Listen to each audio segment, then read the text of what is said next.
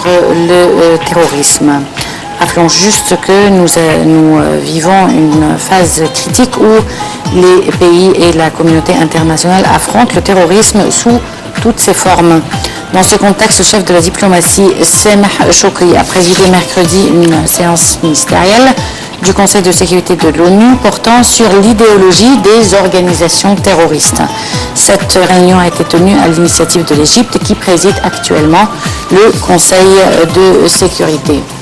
M. Shoukry a assuré que la lutte contre le terrorisme est un devoir de la communauté internationale, rappelant que ces organisations terroristes propagent leurs idées extrémistes à travers les réseaux sociaux.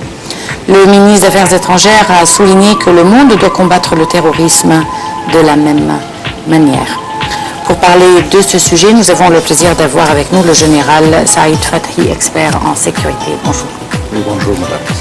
Alors, avant de passer aux détails de ce sujet, on voudrait parler quand même de l'Égypte qui préside actuellement le Conseil de sécurité de l'ONU et de la première réunion concernant le comité contre le terrorisme qui a été tenu au sein du Conseil de sécurité et bien entendu présidé par l'Égypte qui préside ce comité.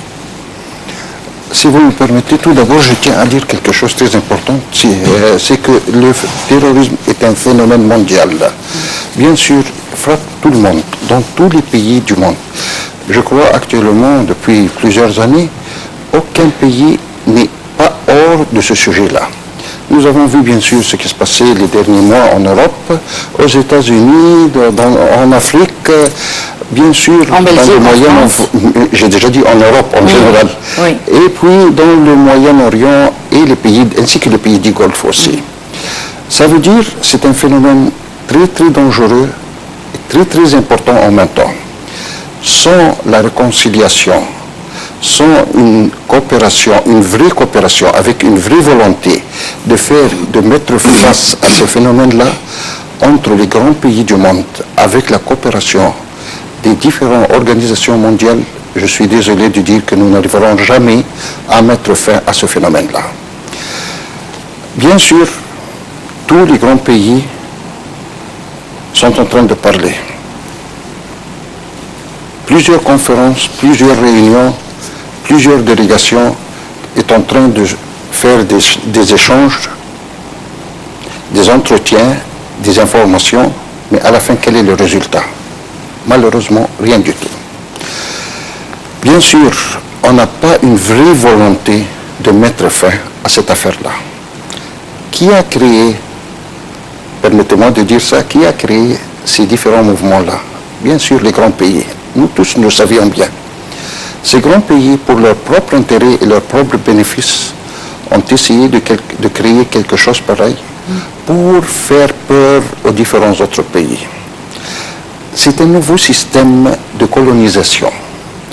Depuis des dizaines et des centaines d'années, la colonisation, bien sûr, a complètement changé. Auparavant, les grands pays venaient occuper les pauvres pays ou les pays moins développés. Mais actuellement, tout change dans le monde en général. Ils essaient d'employer des nouveaux systèmes, des nouveaux moyens pour faire la même chose, créer des problèmes entre les pays voisins. Nous avions vu il y a quelques années l'Égypte et la Libye, l'Égypte et le Soudan, je parle toujours de notre pays. Bien sûr, l'Algérie, la Tunisie, d'autre part. C'est un nouveau système ou un nouveau moyen de colonisation. En plus, bien sûr, je crois que les grands responsables, les dirigeants de ces pays voisins-là, à la fin, ils ont compris ce qui est en train d'être préparé par les grands pays. Qu'est-ce qu'ils sont en train de faire actuellement? De changer, bien sûr, la nouvelle méthode ou la nouvelle situation. C'est créer des grands mouvements comme le Qaïda. Ils ont commencé avec Qaïda, actuellement avec Daesh. Et, je suis désolé de dire ça, bien sûr, très prochainement, il y aura d'autres nouveaux mouvements.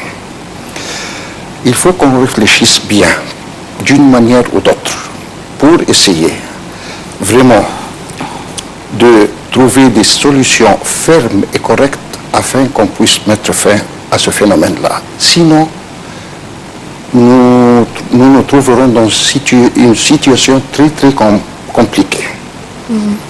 C'est pour cette raison-là, je crois que, bien sûr, notre ministre des Affaires étrangères se trouve aux États-Unis. Il a une très grande responsabilité durant ce mois-là. Et il a commencé, bien sûr, il a déjà préparé un bon dossier, de mon point de vue personnel, pour essayer de faire face à ce grand phénomène et mettre fin à cette affaire-là.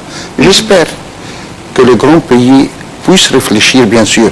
Ils ont le droit de vivre, mais bien sûr, comme ils ont le droit de vivre aussi, eux-mêmes, ils doivent laisser les autres pays vivre. Les pays moins développés, bien sûr, doivent arriver ou passer sur le bon chemin. Ils ont le droit de vivre.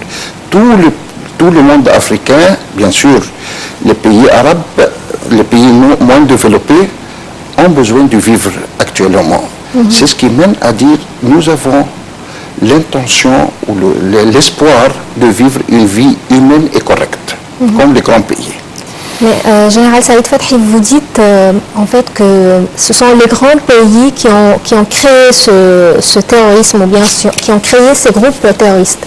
Comment c'est eux qui ont créé ces groupes terroristes et en même temps on va coopérer avec eux, les pays arabes vont coopérer avec les grands pays, la communauté internationale et les pays européens et américains pour faire face au terrorisme. C'est un peu contradictoire. Si vous vous rappelez, au début de mon discours, j'ai déjà dit qu'ils se réunissent de temps à autre. Bien sûr. Mais à la fin, quel est le résultat? Tandis que nous n'avions pas la vraie volonté de mettre fin, rien du tout. Mais il faut prendre en considération quelque chose de très important, c'est que, bien sûr, les grands pays devant le monde doivent être clairs et fiers de ce qui se passe. Mais entre les réunions qui se passent avec la coopération de différentes autres organisations mondiales, ils se trouvent dans une situation un peu critiquée.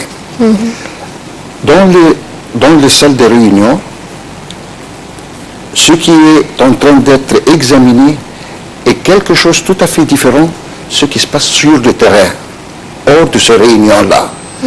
Mais j'espère qu'on pourrait mettre fin à ces affaires-là, à condition qu'on puisse avoir vraiment la volonté réelle et correcte de mettre fin et qu'on puisse faire quelque chose pour l'avenir des pays moins développés. Les grands pays ne refuseront jamais de se réunir avec n'importe quel autre pays ou n'importe quelle organisation. Les discussions ou les réunions qui sont en train d'être échangées entre les deux côtés se passent bien, se trouvent bien.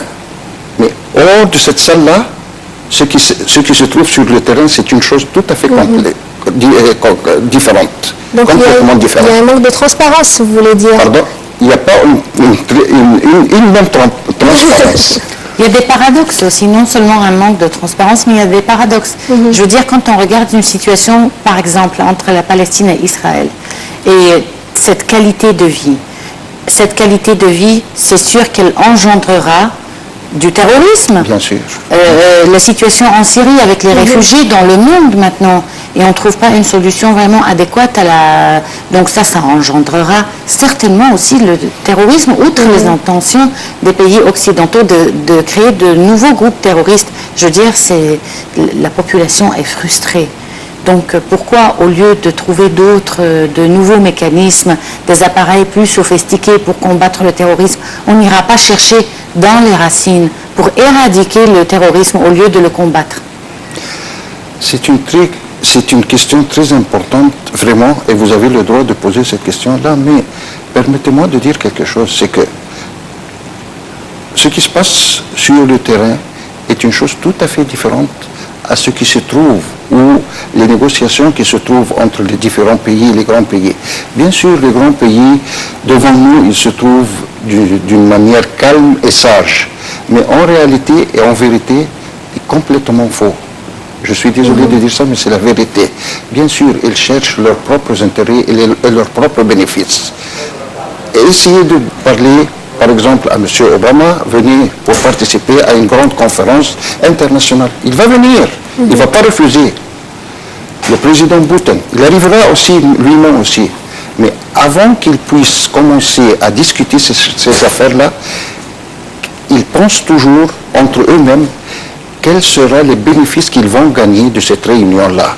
Quel est le profit qui pourra revenir à leur pays. C'est ça la chose la plus intéressante pour eux. Mais je répète une autre fois qu'une fois qu'ils ont créé deux grands mouvements comme Al-Qaïda et Daesh, parmi ces groupes-là, il y aura des différents autres groupes.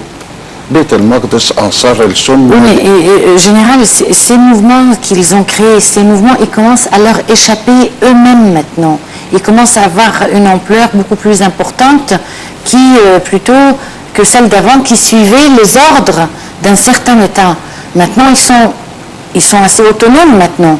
Donc, d'après cette mauvaise expérience, est-ce qu'ils vont continuer à la répéter? Oui, bien sûr. Pourquoi? D'une autre manière. Oui, mais d'une autre manière. Si ça les touche eux-mêmes aussi. Ça a commencé beaucoup, depuis quelques mois, à les toucher eux-mêmes, surtout aux États-Unis. Oui. Nous avons constaté qu'il y en a plusieurs attentats qui sont arrivés aux États-Unis. Tout à fait. C'est quelque chose de drôle, mais c'est la vérité. C'est la vérité. C'est pour cette raison-là, c'est mon point de vue personnel, je tiens à dire qu'ils sont en train actuellement de penser à chercher à créer un autre nouveau système, un autre nouveau moyen pour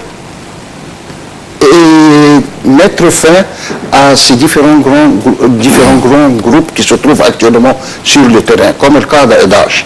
Je ne sais pas comment, je ne sais pas quand ils vont essayer de créer ces nouvelles solutions et ce nouveau système-là, mais je tiens à dire qu'il y aura des choses très créées et très inventées dans le proche moment.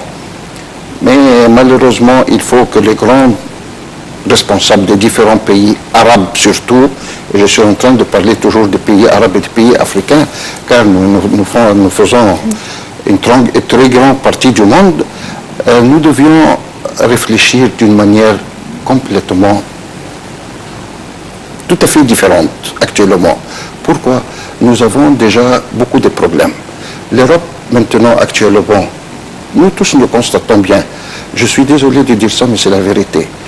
Ils refusent complètement d'accepter les pauvres Syriens qui se trouvent. Vous voyez dans quelle température nous sommes il y a quelques mois, comment les pauvres petits enfants sont en train de mourir sur les différents terrains. Ils ont complètement refusé. Ils ont présenté une somme de plus de 3 milliards de dollars à Erdogan afin qu'il puisse accepter ces pauvres gens. Il a accepté quelques milliers parmi eux, et puis lui aussi, il a complètement fermé son territoire devant ces pauvres gens. Où sont-ils? Comment pourriez-vous qu'on puisse avoir confiance à ces gens-là? Je suis en train de dire, ces gens-là, je parle des grands responsables des grands pays et aux différentes organisations mondiales qui doivent mettre fin à cette pauvreté-là. Je ne sais pas comment vraiment on puisse dormir d'une manière correcte, chacun parmi nous, chez lui-même, en voyant ces pauvres gens. Vraiment, une 6e année, ils ont déjà commencé, 6e année si on parle de la Syrie, nous avons bien constaté ce qui se passe, il se trouve à côté de nous, en Libye, au Yémen, dans l'Irak. Général Saïd Fathi, excusez-moi, on doit passer pour une retransmission en direct du gouvernorat de Soheg pour vous transmettre les activités d'une conférence pour discuter des moyens de combattre le terrorisme. Donc passons en direct.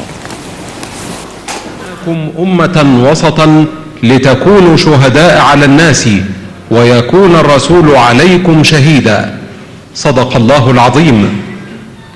هكذا أمتنا أمة وسط لا تطرف فيها ولا جنوح عن دين الله الحق